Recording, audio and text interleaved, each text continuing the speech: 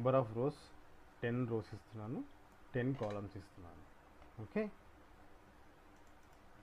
Done. అయిన తర్వాత ఇక్కడ నేను పాలిగన్లో ఇస్తున్నాను. పాలిగన్ కానీ పాలీలైన్ కానీ చూపించుకోవచ్చు. నేను పాలిగన్ ఇస్తున్నాను. Okay, and done. Okay, done. So ఈ రకంగా మనకి గ్రిడ్ అనేది క్రియేట్ అవుతుంది. చూశారు కదా ఫ్రెండ్స్. సో ఈ విధంగా మనము ఆర్జిఎస్లో గ్రిడ్ అనేది క్రియేట్ చేసుకుంటాం. హోప్ మీకు ఈ ఎపిసోడ్ అర్థమైందని అనుకుంటున్నాను ఫ్రెండ్స్.